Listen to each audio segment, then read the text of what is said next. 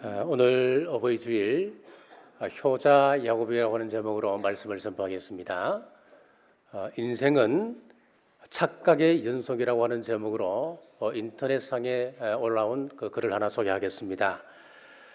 남자들은 못생긴 여자는 다 마음이 좋은 줄로 착각한다. 여자들은 남자들이 같은 방향으로 걷게 되면 관심 있어 따라오는 줄로 착각한다. 꼬마들은 울고 떼쓰면 다 되는 줄로 착각한다. 엄마들은 자기 아이는 머리는 좋은데 열심히 안 해서 공부를 못하는 줄 착각한다. 대학생들은 대학만 졸업하면 앞날이 확 필 줄 착각한다. 부모들은 자식들이 나이 들면 효도할 줄 착각한다. 효도는 결코 쉬운 일이 아닙니다.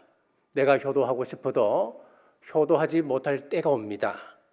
그러므로 기회 있을 때 효도를 다 하는 여러분 되시기를 주의 이름으로 축복합니다. 오늘 본문의 주인공인 야곱은 실로 파란만장한 삶을 살았습니다. 형을 피해 외삼촌 라반이 사는 하란에 도착했지만 그곳에서 20년 동안 노예 같은 삶을 살았습니다. 또 세겜에서 딸이 어려운 일을 당했습니다. 이로 인해서 오빠 되는 레위와 시므온이 피해 복수를 함으로 말미암아 야곱의 가족 전체가 위기에 빠지는 직면하기도 했습니다. 하지만 야곱은 이 모든 위기와 시련을 이기고 최고 축복의 사람이 되었습니다. 어떻게 이렇게 되었을까요? 가장 중요한 이유 중에 하나가 바로 그 부모에게 효도하고 부모의 신앙 유지를 잘 받드는 삶을 살았기 때문이었습니다. 효자 야곱 첫 번째, 아버지 이삭의 말에 순종함으로 밧단 아람으로 떠나갔습니다. 창세기 28장 5절 말씀입니다. 이에 이삭이 야곱을 보내매 그가 밧단 아람으로 가서 라반에게 이르렀으니 라반은 아람 사람 부두엘의 아들이요 야곱과 에스의 어머니 리브가의 오라비더라. 아버지 이삭의 말대로 밧단 아람으로 갔다고 하는 이야기는 순종 신앙을 뜻합니다.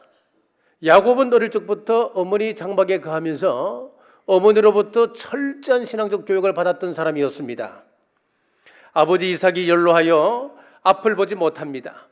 그리고 죽을 때가 얼마 남지 않았던 것을 깨달았던 이 이삭이 장남 에스에게 나에게 별미를 만들어 다오. 그러면 내가 그것을 먹고 마음껏 축복하마.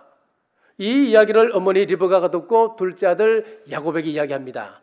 야, 이 축복 네가 받아야 돼. 아이고 어머니, 저는 형하고 너무 다르지 않습니까? 목소리도 다릅니다. 그리고 외모도 다릅니다. 아버지가 눈이 멀었다고 하지만은 내 목소리만 들어도 분명히 저를 알 것입니다. 그리고 축복하려고 제 몸에 손을 댈 때에 형은 온몸이 털복숭이고 저는 매끈매끈합니다. 축복이 아니라 저주받을까 두렵습니다. 그럼에도 그 어머니의 말에 순종하였습니다. 순종이라고 하는 것은 한마디로 이야기하면 말대로 따름을 뜻합니다. 에베소서 6장 1절 말씀에 보면 자녀들아 주 안에서 너희 부모에게 순종하라 이것이 옳으니라. 성경은 자녀를 향하여서 부모에게 순종해야 함을 명하고 있습니다. 야곱이 순종하였듯 우리는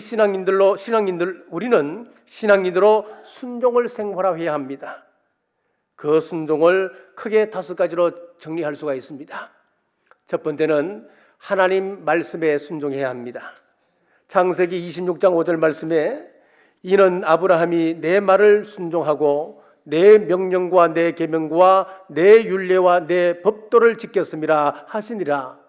아브라함이 하나님의 말씀에 순종했다라고 이야기하고 있습니다. 두 번째는 자녀는 부모에게 순종해야 합니다. 골로새서 3장 20절입니다. 자녀들아 모든 일에 부모에게 순종하라. 이는 주 안에서 기쁘게 하는 것이니라. 자녀들에게 부모에게 순종함을 말씀하고 있습니다. 세 번째는 제자가 스승에게 순종해야 합니다. 잠언 5장 12절에서 13절입니다. 말하기를 내가 어찌하여 훈계를 싫어하며 내 마음이 꾸지람을 가벼이 여기고 내 선생의 목소리를 청종하지 아니하며 나를 가르치는 이에게 귀를 기울이지 아니하였던고. 제자는 스승에게 순종해야 함을 말씀합니다. 네 번째, 사환들은 주인에게 순종해야 합니다. 베드로전서 2장 18절입니다. 사환들아 범사에 두려워함으로 주인들에게 순종하되 선하고 관용하는 자들에게만 아니라 또한 까다로운 자들에게도 그리하라. 다섯 번째, 백성은 통치자에게 순종해야 합니다. 로마서 13장 1절에서 2절입니다. 각 사람은 위에 있는 권세들에게 복종하라. 권세는 하나님으로부터 나지 않음이 없나니 모든 권세는 다 하나님께서 정하신 바라. 그러므로 권세를 거스르는 자는 하나님의 명을 거스름이니 거스르는 자들은 심판을 좌치하리라. 사랑하는 여러분, 그리스도인들을 일컬어서 성경은 순종하는 자들이라고 정의를 합니다. 그것이 하나님 보시기에 합당한 삶이라고 말씀합니다. 자, 에스더는 바벨론으로 포로로 잡혀갔습니다. 그런데 그 부모가 어디서 언제 죽었는지는 모르지만은 에스더는 고아가 되었습니다. 그래서 이제 바사라고 하는 지역에 살고 있었습니다. 그런 에스더를 사촌 오빠 모르드게가 양육을 하고 있습니다. 에스더 2장 7절입니다. 그의 삼촌의 딸 하닷사 곧 에스더는 부모가 없었으나 용모가 곱고 아리따운 처녀라. 그의 부모가 죽은 후에 모르드게가 자기 딸같이 양육하였더라. 자기를 딸처럼 생각하고 있는 사촌 오빠 모르드게에게 에스더는 순종을 다했습니다. 나라에서 왕후를 뽑는다는 겁니다. 그래서 왕후로 간택받기 위하여서 사촌 오빠 모르드게가 12달 동안 향품과 기름으로 단장하게 하고 또 몸을 정결케 하라라고 이야기했습니다. 에스더는 순종하였습니다. 그로 인해서 에스더는 페르시아의 아하수에로 왕의 왕비가 된 것입니다. 또한 민족의 위기 앞에서도 마찬가지입니다. 모르드게 앞에 그대로 순종합니다. 에스더 3장 13절에서 14절입니다. 모르드게가 그를 시켜 에스더에게 회답하되 너는 왕궁에 있으니 모든 유다인 중에 홀로 목숨을 건지리라 생각하지 말라. 이때에 내가 만일 잠잠하여 말이 없으면 유다인은 다른 데로 말미암아 노임과 구원을 얻으려니와 너와 내 아버지 집은 멸망하리라. 내가 왕후의 자리를 얻은 것이 이때를 위함이 아닌지 누가 알겠느냐 하니 이 말씀에 순종하여서 포로로 잡혀온 모든 유대인들에게 금식을 선포하고 자신도 금식합니다. 금식한 이후에 죽으면 죽으리라고 하는 믿음 가지고 왕 앞으로 나아갑니다. 그로 인해 에스더는 유대 백성을 살리고 불임절의 주인공이 되었습니다. 이 모든 것이 순종으로 된 일입니다. 사랑하는 여러분, 자녀된 성도들은 주 안에서 부모님께 순종을 다하시길 주님의 이름으로 축복합니다. 두 번째, 고기로 잘 대접했습니다. 창세기 27장 19절입니다. 원하건대 일어나 앉아서 내가 산영한 고기를 잡수시고. 고기로 잘 대접했다고 하는 것은 부모 공양 신앙을 이야기합니다. 야곱은 아버지 이삭이 축복하고자 할 때에 충실한 염소 새끼 2마리로 요리를 하고 포도주를 아버지께 올려드렸습니다. 여러분, 우리 자녀들은 부모에게 여러 면으로 봉양해야 합니다. 자, 첫 번째는 마음을 다해서 봉양해야 합니다. 마음으로 부모를 받들어 존중히 여겨야 합니다. 결코 마음에 부모를 향해 원망하거나 불평하거나 귀찮은 생각을 해서는 안 되는 겁니다.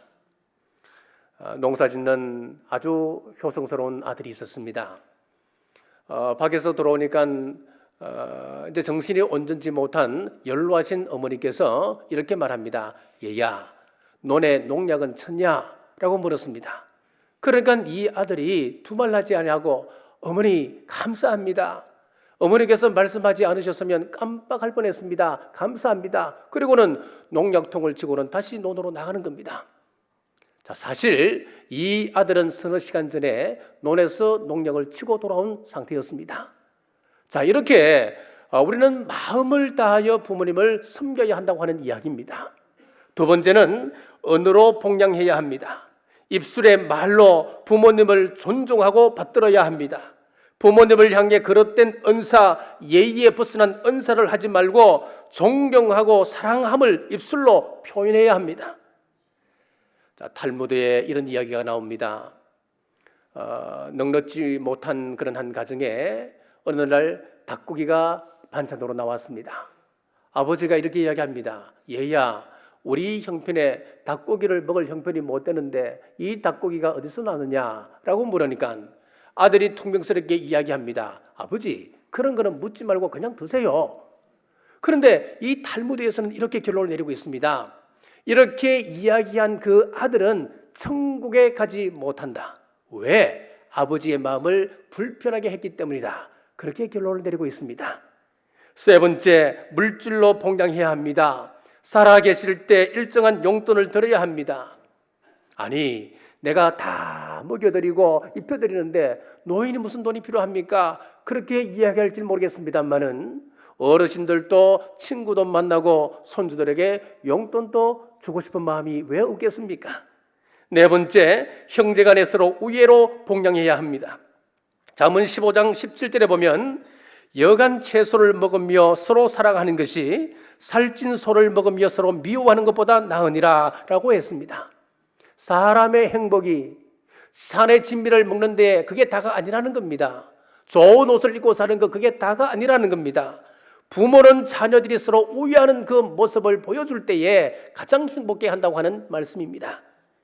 다섯 번째, 부모님이 원하는 것을 해드려야 합니다. 옛날 어느 마을에 효자로 소문난 사람이 있었습니다. 하루는 그 마을에 새로운 원님이 부임을 했습니다. 원님이 이런 이야기 저런 이야기 들어보니까 이 마을에 소문난 효자가 있다고 하는 이야기를 듣고 그 사람을 가장 먼저 불렀습니다. 불러서 자네가 이 마을에서 소문난 효자라고 하던데 그래 부모님의 동향은 어떠신가? 라고 물었습니다.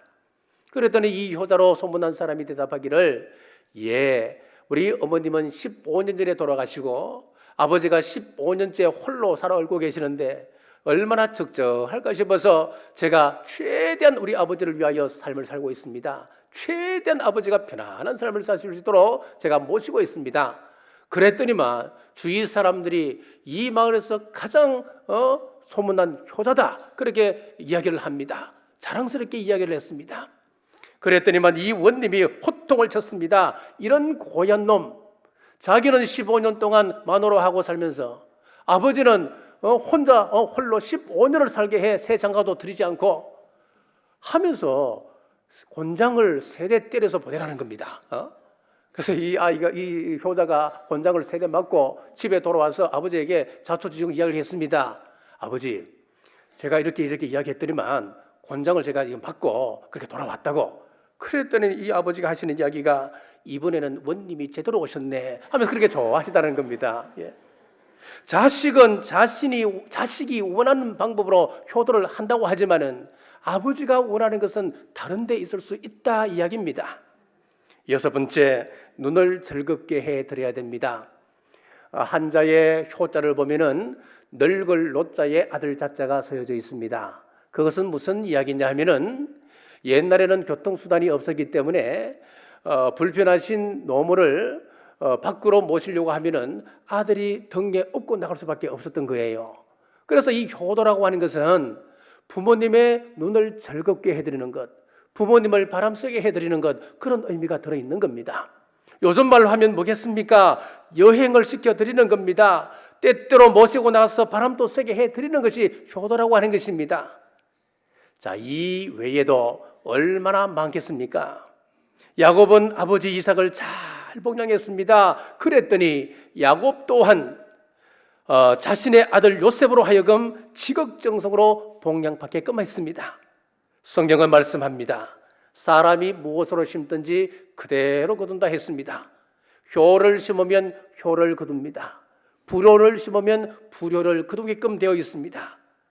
효자 야곱이 그 아들에게 어떤 효도를 받는지 한번 보십시오. 창세기 45장 9절에서 10절입니다. 당신들은 속히 아버지께로 올라가서 아뢰기를 아버지의 아들 요셉의 말에 하나님이 나를 애굽 전국의 주로 세우셨으니 지체 말고 내게로 내려오사 아버지의 아들들과 아버지의 손자들과 아버지의 양과 소와 모든 소유가 고센 땅에 머물며 나와 가깝게 하소서.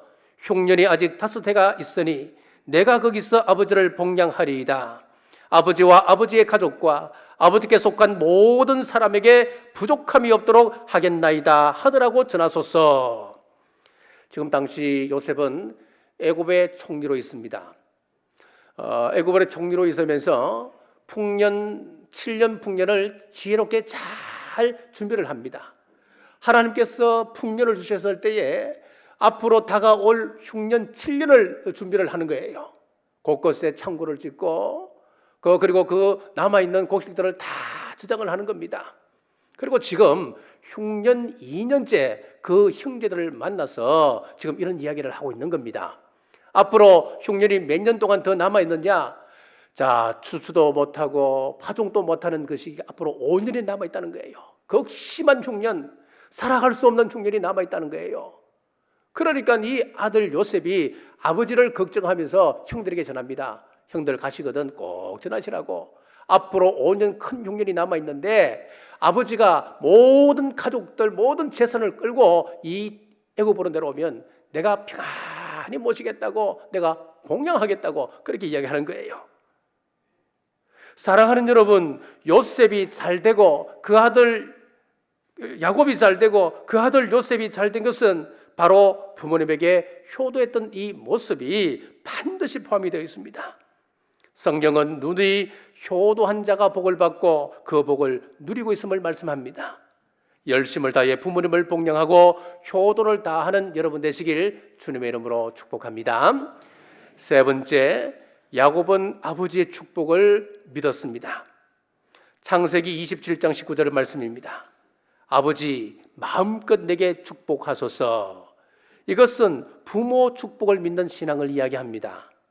이삭이 야곱에게 축복한 내용을 보십시오. 창세기 27장 27절에서 29절입니다. 그가 가까이 가서 그에게 입맞추니 아버지가 그의 옷의 향취를 맡고 그에게 축복하여 이르되 내 아들의 향취는 여호와께서 복 주신 밭의 향취로다. 하나님은 하늘의 이슬과 땅의 기름짐이며 풍성한 곡식과 포도주를 내게 주시기를 원하노라. 만민이 너를 섬기고 열국이 내게 굴복하리니 내가 형제들의 주가 되고 내 어머니의 아들들이 내게 굴복하며 너를 저주하는 자는 저주를 받고 너를 축복하는 자는 복을 받기를 원하노라. 여기 보면은 두 가지 큰 기도가 나옵니다. 첫 번째 기도는 육적인 축복을 이야기합니다. 복 주신 밭의 향취, 그리고 하늘에 있을 땅의 기름짐, 곡식, 포도주 이런 쭉 내용이 나오는데 이것은 육의 축복을 이야기합니다. 그리고 또 하나는 영의 축복을 이야기합니다. 만민이 너를 섬긴다. 열국이 너에게 굴복을 한다.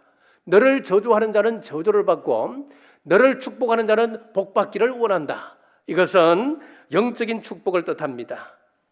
야곱은 아버지 이삭으로부터 육적 축복과 영적 축복을 믿음으로 받았고 그의 자녀들에게 또한 그 축복을 그대로 흘러보냅니다. 창세기 49장을 보면은 야곱이 죽을 때에 두 손주와 12아들을 불러 모아놓고 축복하는 내용이 그대로 나옵니다. 그렇습니다. 유대 사회는 아버지로부터 내가 축복을 받고 나 또한 자녀 손들에게 그대로 그 축복을 물러주게 되어 있습니다. 이것이 창세기의 내용입니다. 여기에 부모와 자녀 관계에 있어서 두 가지 확실한 사실이 하나 있습니다. 첫째는 부모에게 불효하면 눈이 까마귀에 쪼인다라고 말씀하고 있습니다. 잠언 30장 17절입니다. 아비를 조롱하며 어미 순종하기를 싫어하는 자의 눈은 꼴짜기의 까마귀에게 쪼이고 독수리 새끼에게 먹히리라 라고 했습니다. 우리가 불효가 얼마나 무서운가 하나님께서 이렇게 말씀하고 있어요. 우리의 눈이 까마귀에게 쪼인다 그랬습니다. 그리고 우리의 살이 독수리 새끼에게 먹힌다라고 하는 이 말의 의미는 무엇이냐 하면은 독수리가 자기 새끼에게 먹이를 먹일 때 어떻게 합니까? 갈기갈기 찢어서 그 고기를 그 입에 넣어주지 않습니까? 우리가 불효하면 어떤 일을 당하느냐? 우리 몸이 갈기갈기 찢기는 비참한 꼴을 당할 수밖에 없다고 하는 것을 경고하고 있습니다. 신명기 27장 16절에 보면은 그의 부모를 경홀히 여기는 자는 저주를 받을 것이라 할 것이요 모든 백성은 아멘 할지니라. 저주받게 되는데 이것을 확실하게 백성들에게 각인시켜 주기 위해서 뭐라고 말씀하시느냐? 이 말씀 앞에 백성들은 나와서 아멘해라 그렇게 말씀하는 거예요. 아멘이라고 하는 의미가 무엇입니까? 그대로 나에게 이루어지기를 원합니다 그런 뜻이잖아요. 내가 부모 앞에 순종하지 못하면 내가 하나님 앞에서 저주받겠습니다 그렇게 결단하는 거예요. 정말 무서운 말입니다. 이처럼 우리 하나님께서는 불효를 싫어하시고 불효한 자를 반드시 멸하신다고 말씀하고 있습니다. 엘리 제사장의 두 아들을 보십시오. 홈리와 비너하서 불효자들이었습니다. 그들의 죽음이 어떻습니까? 저주의 죽음을 당하지 않습니까? 다윗의 아들 압살롬을 보십시오. 불효자였습니다. 아버지 앞에 반역했습니다. 아버지에게 칼을 겨누었습니다. 백조 대낮에 칼을 겨누었습니다. 그리할 때에 이 압살롬은 비참한 죽음을 피할 수가 없었습니다. 여러분, 참으로 두려운 하나님의 말씀이지요. 두 번째는 부모에게 효도한 자는 잘되고 장수하게 한다라고 약속하고 있습니다. 에베소서 6장 3절에 보니까 이로써 내가 잘되고 땅에서 장수하리라 라고 했습니다. 자, 세계보건기구에서 전 세계 장수촌을 조사를 했습니다. 조사를 하니까 중앙아시아의 위구르족이 가장 건강하게 장수하는 촌이라 그렇게 발표를 했습니다. 그러면은 다른 장수촌들과 비교했을 때에 두드러지게 위구르족이 하는 한 가지 일이 있었는데 그것이 바로 무엇이냐? 3대 4대가 한 장소에 머물러 살고 효도하는 모습이 두드러졌다라고 보고를 했습니다. 그렇습니다. 이것은 성경의 약속이기도 합니다. 하나님은 부모에게 효도하는 사람에게 복 주시고 장수케 하시는 겁니다. 성경에 나오는 위대한 인물들은 하나같이 효자들이었습니다. 셈은 술 취한 아버지의 하체를 덮어주는 효도를 다할 때에 그들은 그 후손들은 하나님 앞에서 차차손손 복을 누리며 살아가게 되었습니다. 이삭은 아버지 뜻에 자기 생명도 맡기는 효도를 다 할 때에 가는 곳곳마다 하나님의 축복이 따라다녔습니다. 시어머니를 지극정성으로 모셨던 효부 룻도 이방인으로서 당당히 예수님의 족보 안에 들어가게 되었습니다. 여러분은 솔로몬 하면 뭐라고 생각하십니까? 무엇을 기억하십니까? 지혜의 왕 그렇게 생각하지요. 솔로몬 성전을 생각할 겁니다. 그런데 이것보다 더 중요한 사실이 하나 있습니다. 열왕기상 2장 19절에 보면 왕이 일어나 영접하여 절한 후에 다시 왕자에 앉고 그의 어머니를 위하여 자리를 베푸니 그가 그의 오른쪽에 앉는지라. 솔로몬의 어머니가 누굽니까? 우리아의 아내 되었던 사람이 아니었습니까? 지금 그 앞에 고관 대작들이 자리에 앉아 있습니다. 그 사람들 앞에서 멸시당하기 쉬운 여성이 누구냐? 바로 솔로몬의 어머니였습니다. 그런데 솔로몬이 그 고관 대작들 앞에서 효도를 다하는 모습을 보이니까 그 고관 대작들이 어떻게 감히 이 여인을 멸시할 수 있겠습니까? 그러니까 이 솔로몬은 물론 1층 번제도 중요합니다. 성전을 건축했던 이 솔로몬 성전도 중요하지만은 더 중요한 것은 육신의 어머니에게 효를 다했다고 하는 이 사실은 정말 중요한 사실입니다. 우리 예수님도 극진히 효를 다하였습니다. 누가복음 2장 51절에 보면 예수께서 한 가지로 내려가사 나사렛에 이르러 순종하여 받으시더라. 우리 예수님은 어릴 적에 목수이신 아버지를 도와 효를 다하신 분이셨습니다. 예수님의 그 십자가 모진 고통 속에서 임종을 앞에 두고 예수님은 육신의 어머니 마리아를 그의 사랑하는 제자에게 부탁합니다. 앞으로 네 어머니다. 자, 그렇습니다. 이렇게 성경의 인물들은 효도와 무관한 자가 없습니다. 자, 10계명 가운데 다른 계명들은 전부 다 저주가 기록되어 있습니다. 이것 지키지 아니하면 이러한 무슨 일을 당하게 될 것이다. 그런데 5번째 계명, 내 부모를 공경하라, 이 계명에는 저주가 기록되어 있지 아니하고 땅에서 잘되고 장수케 하리라고 하는 약속이 기록되어 있습니다. 왜 그럴까요, 여러분? 그것은 이 5번째 계명은 순종하기 힘든 계명이기 때문에 이런 단서를 붙이고 있는 것입니다. 우리가 살면서 하나님의 은혜가 아닌 것이 뭐가 있습니까, 여러분? 어떤 사람은 좋은 사람을 만나려고 수백 번, 서너 번 사람도 있다고 합니다. 그런데 결국 바람둥이 남편을 만나고 바람둥이 아내를 만나서 평생 속을 끓이며 삽니다. 억지로 안 되는 거예요. 내 뜻대로 되지 않는 것이 이런 문제입니다. 하나님의 은혜가 임해야 우리가 사람 만나는 것도 순적하게 만날 수가 있습니다. 사업도 마찬가지입니다. 은혜가 있어야 됩니다. 성공하는 듯 하다가 번번이 실패하고 재물이 모여드는 것 하다가도 언제 재물이 사라졌는지 술술술 다 새서 나가버립니다. 하나님께서 해주셔야 되는 겁니다. 그러면은 하나님의 은혜가 머물 수 있도록 하는 방법이 무엇일까요? 오늘 성경에서 우리에게 주시는 말씀이 바로 이것입니다. 내 부모를 공경하면 하나님의 은혜가 그 사람에게 임한다는 거예요. 우리가 효도를 다 하면은 땅에서 잘 되게 해주신다는 거예요. 땅에서 장수게 해주신다. 이것은 하나님의 약속입니다. 그러므로 효도가 마음으로 안 된다면은 억지로라도 한번 해보십시오. 억지로라도 힘들면 흉내라도 한번 내보십시오. 숙종 대왕은 종종 백성들의 그 상황을 살펴보기 위하여서 민가에 직접 내려가는 잠행을 종종 했다고 그럽니다. 한 번은 겨울이었습니다. 밤에 일반인의 복장을 하고 잠행을 나갔는데 강가를 지나다 보니까 그 한가운데 꽁꽁 얼어붙은 강 가운데 한 사람이 물고기를 잡고 있는 것입니다.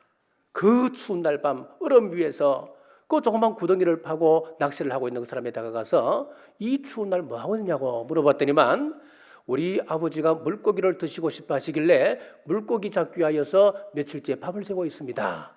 감동한 숙종이 그 사람에게 큰 상을 내렸습니다. 이 소문이 옆에 동네에 전해졌습니다. 마침 그 동네에 불효막심한 자가 있었습니다. 임금님의 상을 받고 싶었습니다. 그날 따라서 그날부터 이 효자 흉내 내기를 시작합니다. 밤마다 나가서 그 얼음을 깨고 그 위에서 물고기를 잡고 있습니다. 며칠째 지나고 나니까 아니나 다를까 임금님이 다가오시더니만 아니 뭐 하냐고 이 사람이 똑같이 효자와 똑같은 말을 했습니다. 우리 아버지가 물고기를 드시고 싶어 하시길래 그 물고기를 잡기 위해서 며칠 밤을 새웠다고. 그래서 이 임금님이 그 신하에게 이야기했습니다. 이 사람의 평소 품행이 어떤가 한번 좀 알아보라고 몰래 시켰습니다. 그래서 신하들이 그 동네에 가서 이야기를 해보니까 동네에서 난리가 났습니다. 저놈은 천하에 둘도 없는 불효자인데 저놈이 왜 저러냐 지금 쇼하고 있다고. 몇 날 며칠 전에 그 효자가 받았던 그 상이 탐이 나서 자기도 그 임금님의 상을 받기 위해서 지금 쇼하고 있으니까 저 사람은 경을 칠 놈입니다. 그렇게 이야기하는 거예요.